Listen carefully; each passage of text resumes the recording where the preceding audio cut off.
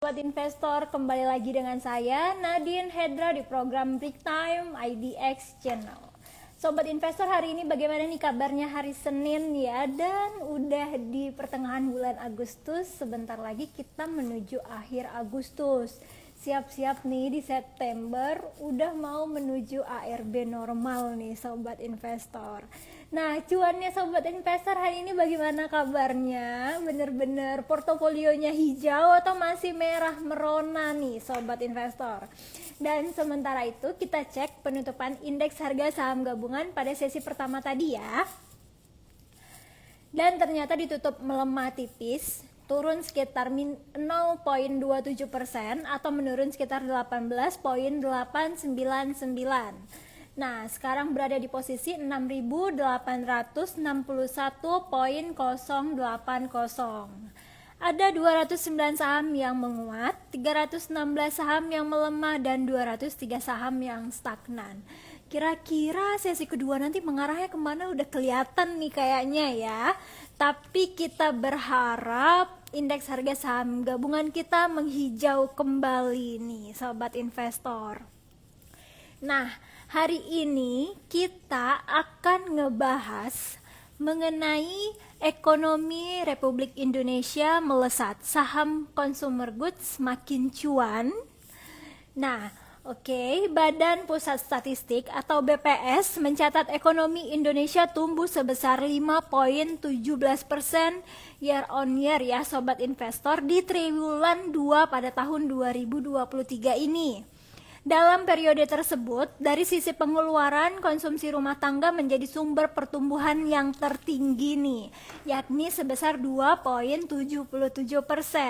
Nah, adapun pengeluaran tersebut didorong oleh perayaan hari besar keagamaan seperti Ramadan, Idul Fitri, dan Idul Adha. Juga pemberian tunjangan hari raya dan gaji ke-13 nih, sobat investor. Jadi konsumsi masyarakat menjadi penopang utamanya, terutama daya beli masyarakat juga terus terjaga ya dengan tingkat inflasi yang terus menurun. Nah, beberapa sektor tentu diuntungkan dong pastinya dalam peningkatan ini. Salah satunya saham sektor consumer goods. Menarik banget ya untuk kita perbincangkan. Tapi kira-kira selain sektor consumer goods, ada lagi nggak sih sektor-sektor menjelang akhir tahun yang sangat menarik? Nah, langsung aja kita undang Mbak Sheryl Tanuwijaya, Head of Investasiku by PT Mega Capital Sekuritas. Dan yang lagi pakai makeup produknya Wardah nih sobat investor, bagus banget ya, kelihatan flawless, natural banget kelihatannya, dan alkohol free juga. Halo, selamat siang Mbak Sheryl. Halo, siang Mbak Nadine. Apa Kita kabar nih Mbak Sheryl? Akhirnya kita ketemu juga ya. iya, kita ketemu di rumah baru ya sekarang ya. Di rumah baru, iya siap. Mbak Sheryl, sebelum kita melanjutkan pertanyaan selanjutnya, boleh dong prediksi indeks harga saham gabungan untuk 1 minggu ke depan? Oke, baik Mbak Nadine. Terima kasih nih untuk undangannya lagi sebelumnya. Untuk teman-teman, salam kenal. Kami dari tim riset investasiku by Mega Capital Sekuritas ya. Di siang hari ini kita akan review bagaimana proyeksi IHSG dan sektor consumer staples ya untuk kedepannya seperti apa. Nah, untuk proyeksi IHSG seminggu ini kita lihat masih ada peluang pelemahan untuk jangka pendek ya. IHSG-nya berpotensi melemah ke level 6.800 untuk di pekan ini dengan resisten sampai di 6.900. Jadi kecenderungannya sih pergerakan IHSG di pekan ini tuh lebih ke konsolidasi melemah karena banyak sentimen negatif nih dari bursa saham global gitu Mbak. Oke, baik. Nah, menunjuk data BPS Ekonomi Triwulan 2 2023 ini kan melesat ya Mbak, menjadi 5,17%. Jadi terbukti nih kalau bayang-bayang resesi itu sebenarnya nggak terjadi ya Mbak Sheryl ya. Padahal di awal tahun nih kita udah gencar banget nih adanya resesi. Nah, apakah ini akan memberikan sentimen positif serta consumer goods untuk kedepannya menjelang akhir tahun ini Mbak Sheryl? Iya, betul Mbak. Jadi data pertumbuhan ekonomi kuartal 2 Indonesia kita ini luar biasa keren banget ya. Dimana data ini juga membawa Indonesia itu dengan pertumbuhan ekonomi terbaik ya di Asia, mengalahkan negara berkembang lainnya seperti Vietnam, itu pertumbuhannya hanya 4,14% secara year on year. Lalu Singapura yang negara tetangga kita ini hanya tumbuh bahkan 0,5% secara year on year. Kalau kita lihat ke negara Eropa, bahkan kayak Jerman, negara maju, malah kontraksi, bukannya bertumbuh ya. Kayak Jerman ini minus 0,5% year on year PDB-nya. Jadi kita bersyukur ya di Indonesia PDB kita bisa melesat di 5,17% di kuartal kedua ini. Jadi pencapaian ini juga membuat optimisme investor tuh meningkat ya pada perekonomian Indonesia. Lalu juga kita lihat setelah rilis data PDB kuartal 2 ini kan di pertengahan Juli ya, kita lihat IHSG itu terus menguat ya, bahkan sampai di bulan Juli kemarin tuh sempat menyentuh level 6.966 ya, semakin mendekati level psikologis 7.000. Oke. Oke, baik. Oke, nextnya Mbak. Ya, baik. Nah, kalau misalnya kita membahas mendekati indeks harga saham gabungan 7.000 nih Mbak Sheryl. Dari awal tahun bahkan akhir tahun kemarin kita sudah memprediksikan rata-rata bahwa indeks harga saham gabungan itu bakalan tembus 7.000. Tapi sepertinya nggak nyampe-nyampe nih Mbak Sheryl. Kira-kira ada kemungkinan dan harapan nggak untuk tahun ini tembus ke 7.000 atau kayaknya ya bakal tetap di bawah 7.000 untuk sementara? Oke, baik. Jadi meskipun di dalam negeri kita itu banyak sentimen positif ya Mbak, tapi kita juga nggak bisa mengelak dari berbagai sentimen negatif dari bursa global gitu. Jadi kemarin memang setelah rilis PDB itu kan optimis banget nih marketnya. Secara teknikal udah break MA 200 ya. Kelihatannya 7.000 tuh sangat dekat. Tapi apa daya sentimen global yang negatif itu beberapa diantaranya seperti kemarin kan lembaga rating global Moody's ya itu lagi-lagi sempat memangkas kualitas kredit Amerika setelah sebelumnya di tahun 2011 juga lembaga rating Standard and Poor ini kan memangkas kualitas kredit Amerika ya, pertimbangannya karena di bulan Juni kemarin kan sempat ada negosiasi yang alot bertele-tele ya terkait penyelesaian plafon hutang di Amerika. Lalu juga soal dari The Fed itu juga masih membayangi kekhawatiran investor, di mana masih muncul banyak ketidakpastian dari langkah kebijakan moneter The Fed berikutnya. Masih naik lagi atau enggak nih di tahun 2023 ini. Terus juga dari mitra dagang kita ya, yaitu negara China, ini juga menunjukkan kalau pemulihan ekonominya tuh lebih lambat daripada yang diharapkan sama pasar. Kayak PDB China untuk kuartal 2 ini tumbuh di bawah perkiraan pasar, bahkan di bulan Juli tuh terjadi deflasi China ya. Dari sisi perdagangan, baik ekspor maupun impornya juga China turun signifikan sekian belas persen secara tahunan, sehingga membuat neraca dagangnya itu semakin sempit itu ya. Lalu yang terakhir, ini juga ada sentimen negatif dari China itu mempengaruhi ke kinerja harga komoditas gitu ya.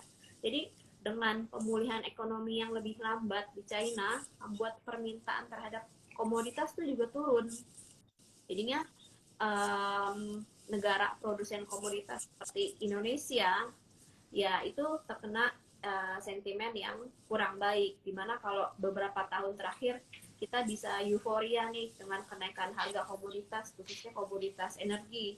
Tapi tahun ini kayak komoditas batubara yang beberapa tahun ini menjadi unggulan, bahkan udah koreksi 70% secara year on year batubara. Lalu dari nikel kita juga punya cadangan terbesar di dunia ya. Nikel juga beberapa tahun terakhir sempat menopang kinerja IHSG, tapi secara tahunan ini juga turun 13% secara year on year. Lalu juga unggulan kita lagi ada CPO, ya, minyak kelapa sawit. Ini juga turun 16% secara year on year gitu. Oke, baik. Mhm. Jadi kalau misalnya mengenai indeks harga saham gabungan yang belum menembus 7.000 itu karena ada beberapa sentimen negatif ya Mbak Seril ya. Ya kita doain aja mudah-mudahan akhir tahun ini sudah berubah sentimen negatifnya. Nah Mbak Seril kalau kita berbicara lagi-lagi tentang consumer goods nih. Tadi sudah kita jelaskan dan kita bahas sedikit bahwasannya di semester 2 2023 ini cukup baik untuk sektor tersebut. Nah apakah ini akan lanjut sampai memasuki tahun politik tahun depan nih Mbak Seril? Oke, kalau kita lihat secara umum ya Mbak, di consumer good ini sentimennya tuh mix ya.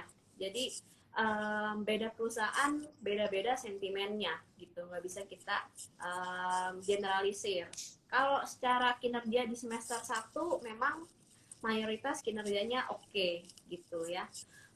Pergerakan harga sahamnya juga rata-rata secara year to date itu menguat lebih dari 5% secara year to date gitu ya. Dari sisi pendapatan, dari sisi laba, sektor saham dari consumer good ini juga meningkat gitu. Tapi ya sentimennya baik lagi ke emiten masing-masing karena ada penurunan harga soft commodities nih gitu. Itu bisa jadi sentimen positif, bisa juga jadi sentimen negatif untuk emitennya, tergantung emitennya tuh apa gitu ya. Kalau secara umum sih harga komoditas yang melemah seperti pada komoditas lunak ya, soft commodities itu jadi sentimen positif buat consumer staples karena biaya bahan bakunya jadi lebih rendah kayak gitu ya. Harga jualnya sedangkan di awal tahun di kuartal 4 tahun lalu tuh udah naik gitu. Jadi kan profitnya jadi lebih oke.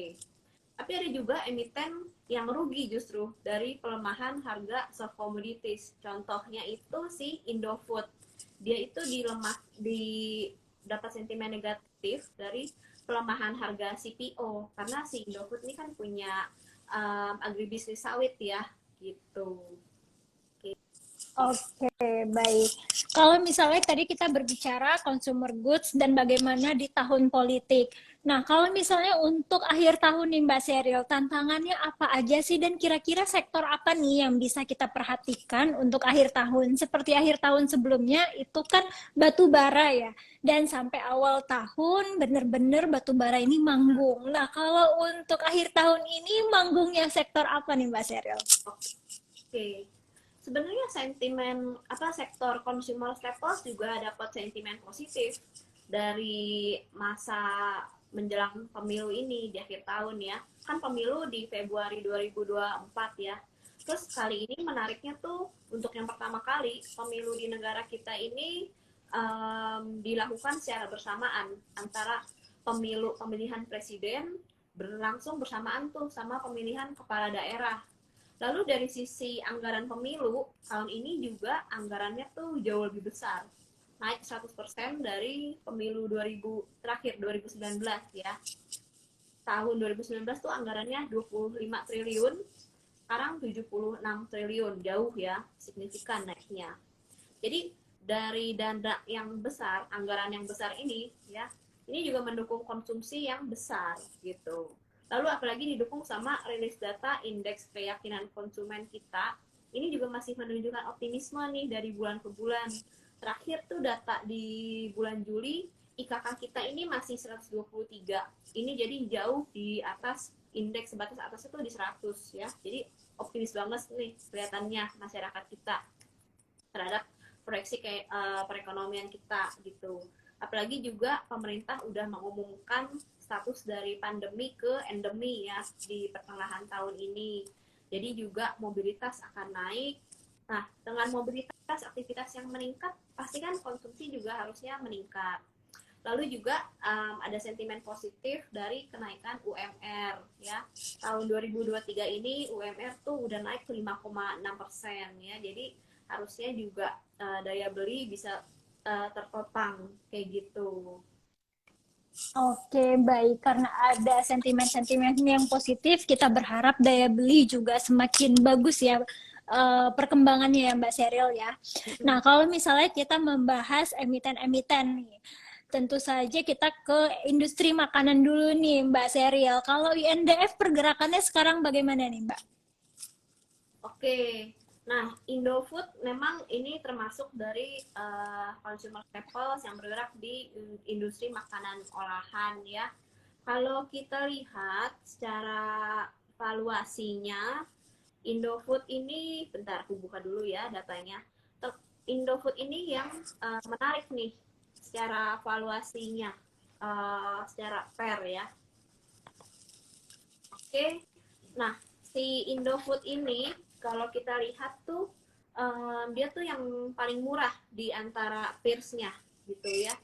Dibandingkan ICBP bahkan Indofood juga lebih murah ya. Indofood pairnya tuh saat ini di 6,81 kali. Secara pendapatan naik tipis, tapi secara laba ini naik signifikan. Dia jadi ada keuntungan kurs ya, keuntungan dari pelemahan nilai tukar rupiah dan penguatannya dolar gitu. Meskipun Oke. ya sentimen negatif kalau si Indofood ini, yaitu dia dari pelemahan harga CPO secara tahunan kan udah turun sekian belas persen. Tapi kalau untuk CPO ya kita tahu cuaca lagi buruk ya, polusi meningkat, ada El Nino sampai akhir tahun ini. Kita lihat sih harga CPO harusnya ada potensi rebound nih sampai akhir tahun. Apalagi di bulan November kita juga tahu di India itu kan ada perayaan hari besar di mana permintaan terhadap CPO tuh juga akan meningkat kayak gitu. Jadi kalau kita lihat dari pertimbangannya si harga CPO yang harusnya turunnya nggak akan parah, karena El Nino kan membuat pasokan CPO tuh jadi terbatas karena cuaca buruk, jadi panen tidak maksimal gitu. Jadi dengan supply yang terbatas di CPO, harganya tentu akan jadi lebih meningkat, lebih baik gitu ya. Apalagi secara valuasi Indofood juga yang relatif paling murah dibandingkan peersnya kayak gitu sih Mbak. Oke, baik. Walaupun dibandingkan dengan Indofood-nya ICBP ya Mbak Sheryl ya. Ya, kalau dibandingkan sama ICBP memang lebih menarik jauh sih ICBP gitu ya. Karena ICBP itu punya brand yang kuat ya, dia menguasai 70% market share penjualan mie instan. Lalu memang si ICBP ini punya resiko dari fluktuasi harga gandum ya. Kita sama-sama tahu di bulan lalu terjadi ricuh lagi antara Rusia dan Ukraina di mana si Rusia ini menolak memperpanjang kesepakatan biji-bijian laut hitam. Jadi mengancam pasokan gandum dunia termasuk Indonesia ya. Gandum ini kan bahan bakunya si ICBP ya. Jadi itu yang membuat investor juga sempat khawatir nih beberapa waktu lalu. Tapi beruntungnya Rusia itu bukan yang utama sebagai pemasok gandum Indonesia. Rusia itu yang nomor 5, peringkat 5 pemasok gandum terbesar di Indonesia. Selebihnya mayoritas gandum kita di Indonesia tuh lebih dari ke si Australia, lebih dari Kanada sama Brazil gitu. Jadi dampaknya dari konflik geopolitiknya si Rusia Ukraina terhadap harga gandum kita sih jadi lebih relatif minim ya. Meskipun juga ada ancaman lagi-lagi si El Nino cuaca buruk itu bisa mengganggu juga nih suplainya gandum di Indonesia gitu. Tapi kalau si ICBP data yang kita peroleh sih dia punya cadangan tuh 3 sampai 6 bulan ke depan sih. Jadi dia dampaknya juga bisa relatif lebih minimal terhadap fluktuasi harga gandum kayak gitu. Ya, selain itu juga kita pertimbangkan ICBP juga kalau misalnya ada fluktuasi harga bahan baku, mau gak mau dia perlu menaikkan harga jualnya lagi gitu. Harga jualnya kan di tahun lalu tuh di kuartal 4 udah naik kurang lebih 10%-an ya ICBP ya. Mungkin tahun ini bisa naik lagi ya. Tapi juga kita nggak khawatir karena ICBP kan punya market share yang kuat ya, punya brand yang kuat. Jadi harusnya misalnya fluktuasi harga komoditas berlanjut sampai ICBP harus menaikkan harga, itu juga tidak akan menggerus labanya. Harusnya sih kayak gitu. Jadi ICBP salah satu pilihan kita ya. Lalu juga kalau secara valuasi ICBP tuh menarik karena masih pairnya tuh ada di 16 kali ya. Bukan yang paling mahal dibandingkan peersnya di consumer staples ini. Kayak gitu sih Mbak. Oke, baik. Kalau ICBP memang kita tahu ya, kualitasnya juga sejauh ini masih bagus-bagus aja nih, Mbak Seril. Nah, kalau misalnya kita bandingkan dengan Mayora ataupun industri poultry lainnya nih, Mbak Seril, Chevron maupun Java, kira-kira yang benar-benar baik untuk dikoleksi untuk jangka panjang mana nih, Mbak Seril, yang masih worth it gitu? Oke, baik.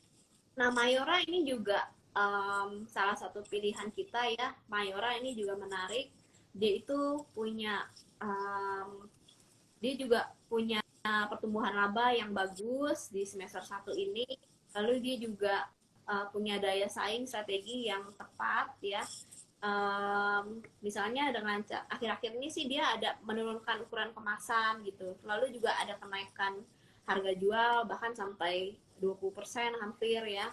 Itu juga jadi membuat profitabilitasnya itu juga relatif terjaga. Apalagi Mayora ini punya orientasi ekspor gitu. Jadi dengan tren pelemahan rupiah dan penguatan nilai USD itu jadi menguntungkan juga nih buat si Mayora. Kayak gitu sih Mbak. Nah soal si poultry ya.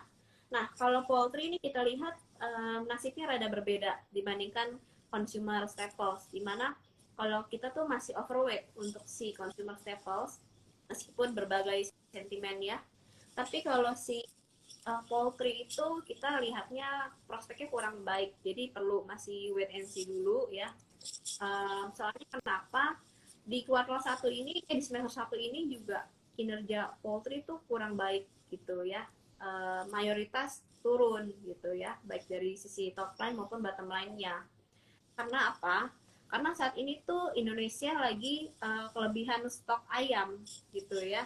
Bahkan kalau data dari OECD dibandingkan negara tetangga kita, Malaysia, konsumsi ayam kita itu jauh dibandingkan Malaysia. Malaysia tuh konsumsinya sampai 46 kilo per kapita per tahun.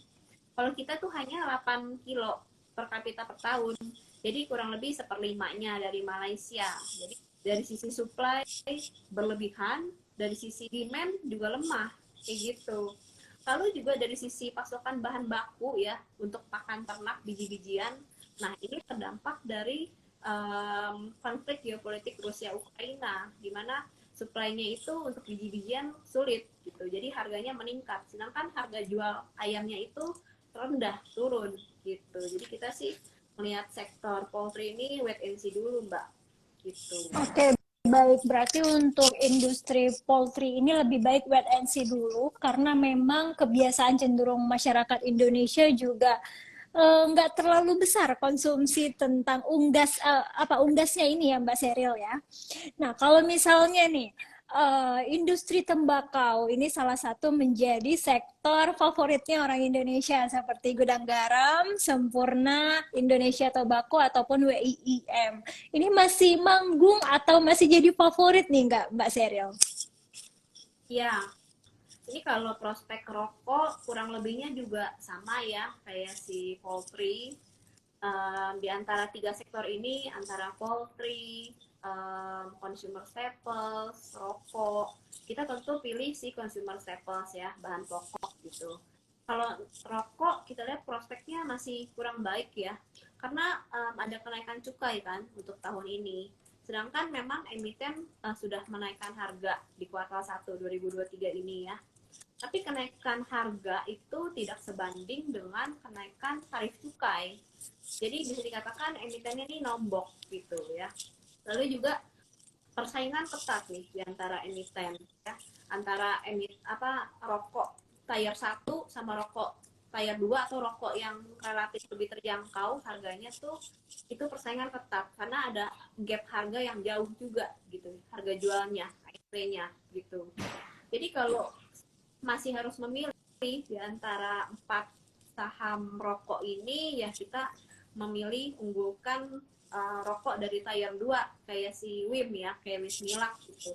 Karena ya harganya lebih terjangkau sama masyarakat dibandingkan yang lain. Secara valuasi juga si WIM ini masih menarik ya, lebih murah nih. Masih 9,75 kali gitu dibandingkan si AMSP yang udah 14 kali, IPIC yang sudah 10 kali. Kurang lebih sama gudang garam, PR-nya sama, tapi gudang garam ini pendapatannya turun lumayan signifikan di semester 1 ini. Kalau si WIM itu pendapatan dan laba naik signifikan. Jadi kita pilih WIM sih dibandingkan emiten rokok lainnya gitu, Mbak. Oke, baik. WIM itu masih bagus ya secara valuasi ataupun tingkat kenaikannya ya Mbak Seril ya.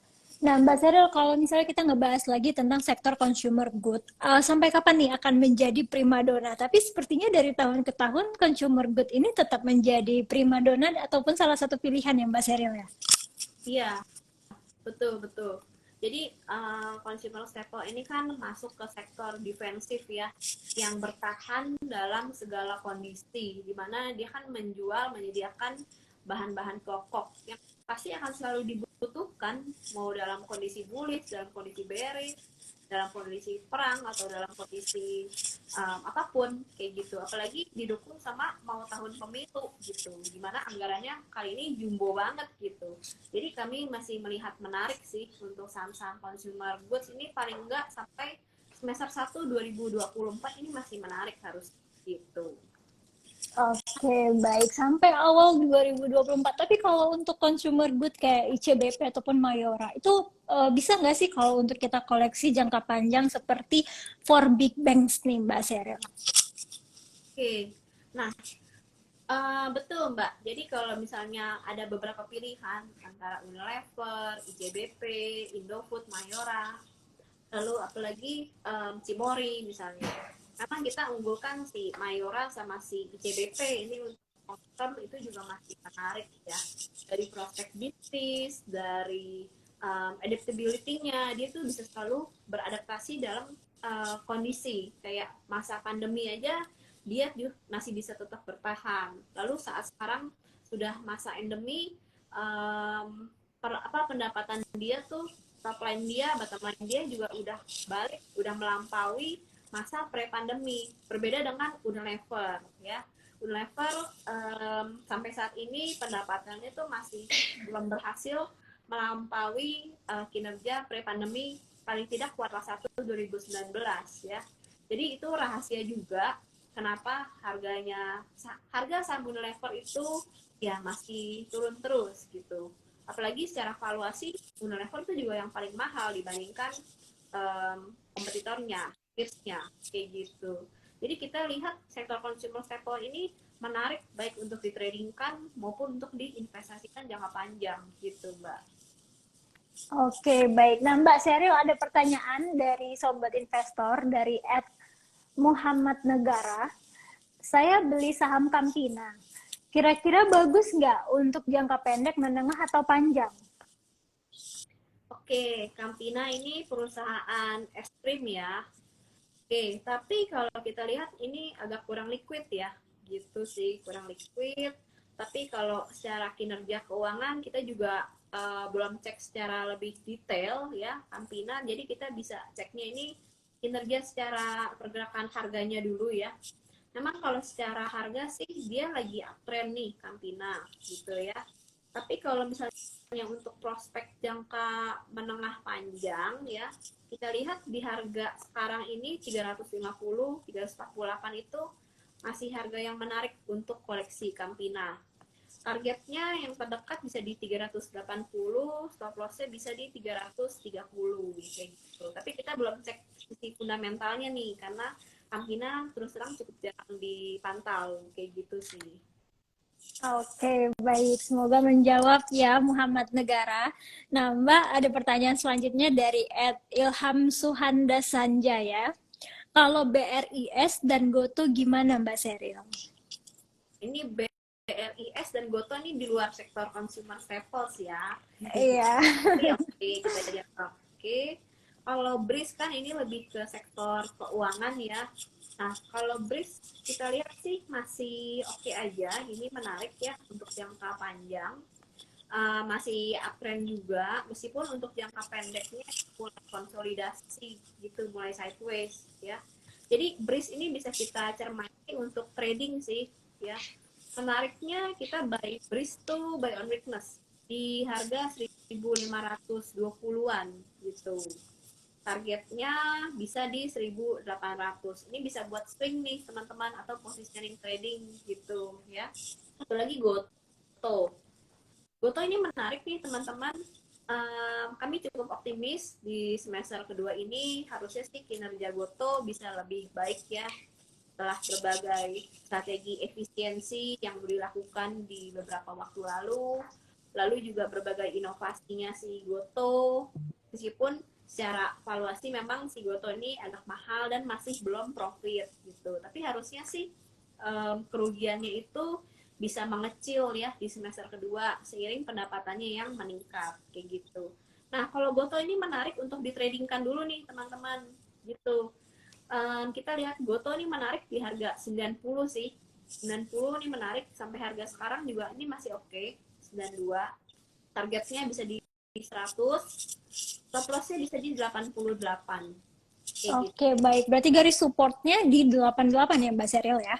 Support di 90. Stop loss Oh, di support di 90. ya. Oke, baik. Nah, Mbak Seril ada pertanyaan terakhir dari Sobat Investor dari @Fandi Effendi. Kak, minta view-nya untuk prospek BTPS dong. Oke, BTPS. Bang BTPN syariah ya. Oke. BTPS kalau untuk di trading kan masih menarik ya BTPS. Kita lihat ini dia udah di atas 2 garis MA jangka pendek ya, masih di atas support. Lalu kalau dari momentum ini masih di buying zone ya. Jadi di harga 2150 itu menarik untuk dikoleksi dengan target di 2300, stop loss di 2100 untuk BTPS. Oke, baik. Nah, Sobat Investor, tadi mudah-mudahan cukup jelas ya view dari Mbak Seril. Mbak Seril, terima kasih banyak loh untuk waktunya siang hari ini. Banyak banget pertanyaan dari Sobat Investor, tapi waktu kita sangat terbatas nih Mbak Seril. Terima kasih ya Mbak, sampai jumpa di sesi break time selanjutnya. Selamat siang. Ya, makasih Mbak. Iya Sobat Investor, itu dia tadi perbincangan kita dengan Mbak Seril Tanuwijaya, Head of Investasiku by PT Mega Capital Sekuritas. Seru sekali ya, Mbak Seril juga menjelaskan secara detail nih garis support, garis stop loss, dan lain sebagainya. Nah, jadi tadi untuk kita pembahasan mengenai consumer goods, itu masih bagus seharusnya sampai awal tahun 2024, apalagi menjelang tahun-tahun politik seperti ini nih Sobat Investor. Dan sebenarnya consumer goods ini akan tetap menjadi primadona dan menjadi salah satu sektor pilihan dari tahun ke tahun. Kenapa? Karena yang namanya kebutuhan ya, kita tidak pernah bisa menghilangkannya nih Sobat Investor.